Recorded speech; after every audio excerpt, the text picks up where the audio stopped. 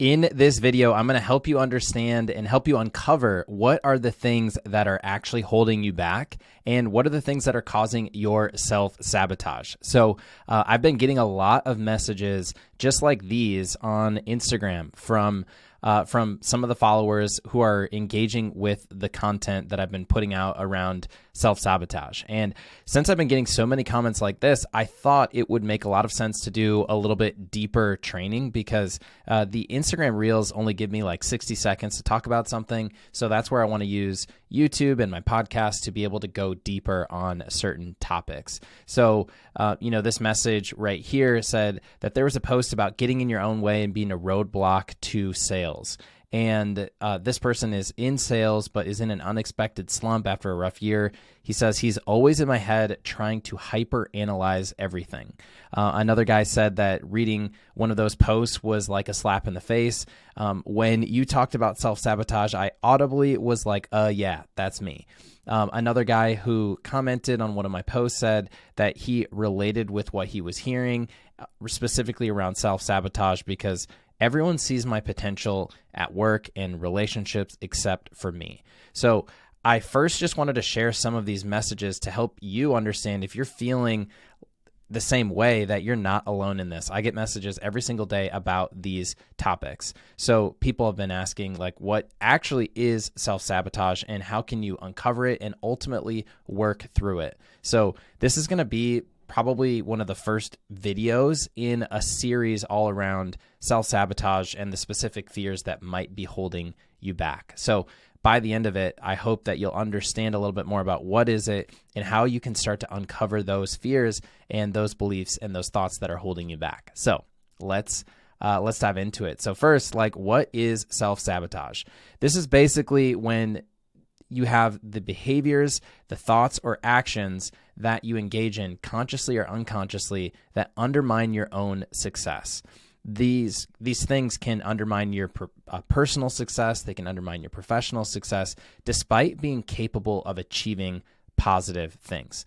In simple terms, what does this mean? It just means that you're getting in your own way. It means when you're taking actions that are contrary to what your actual goals are. Well, there's a lot of different things that you could be doing that would fall under this umbrella of self-sabotage. So that's why I wanted to start to list those out here. Things like procrastinating, perfectionism, overthinking, just being inconsistent. When you start something and you take one step forward and then you take two steps back. When you are emotionally eating, when you turn to food for comfort. When you're avoiding things, avoidance is a big one. Indecisions, when you're just constantly in your head, like one of those previous followers talked about. Hesitating, unsure of what the next move is, or knowing what the next move is and not following through, and then people pleasing. And so when you heard some of these different things, I'm curious, which is the one that really stands out to you? Because there's certain ones that when you hear them or when you see them, you're probably going to say, yeah, that's me. And one of the best things that you can do is to start to kind of try and be aware of what are the specific patterns that you have in your life so that you can start to overcome those. So one of the first things that I would recommend for all of these things that I just listed out is right now, give yourself either on paper or in your head, give yourself a score from 0 to 10. 10 is extremely, how much do these things impact you? So on a scale of 0 to 10, how much does procrastinating impact you? Perfectionism, overthinking, being inconsistent, emotional eating, avoidance, indecision, hesitation, people pleasing. For me, as I have gone on my entrepreneurial journey, these are the exact things that have held me back. And these are the exact things that I've had to overcome as a high achiever, as somebody who really wants to create something that's really impactful and really do it in an authentic way and really unlock my full potential and just be the absolute best version of myself. These are going to be the things that are standing in your way. So for me, perfectionism has been a big thing that has held me back. And I would say indecision and people pleasing. It all for me kind of ties back to perfectionism. And I'll get into that a little bit more. But for you, on a scale of 1 to 10, how are these things showing up for you? Now, the next question that you might have if you now understand like what are the specific things that are holding you back is like, why do these things happen? And it's pretty deep, but like the simple answer is your mind or your brain and your body, they just want to keep you safe. They want to keep you inside of your comfort zone, because in your comfort zone, that's where we know what the outcome is. But anytime you try and expand outside of your comfort zone, that's where your brain and your body are going to start to resist you from taking certain actions. And anytime your brain, your mind, your body don't feel safe, that's when you're going to feel that resistance towards certain activities. So that's where the things like procrastination, indecision, perfectionism, all of those things that we talked about on the last slide, that's where all of those exact same things are going to pop up and they're going to hold you back. Now, that's really like the main part of it, is because your mind and your brain and your body, they just want to keep you safe, which is kind of the whole purpose of your brain, is just to keep you alive and look for problems and things that could, prevent you from staying alive. But a big part of it is what you are focused on as well. A lot of times when you are thinking about expanding outside of your comfort zone, this is when you're usually thinking about a negative scenario, and that negative scenario of the future creates a sense of fear and avoidance that is greater than your desire to take the next step.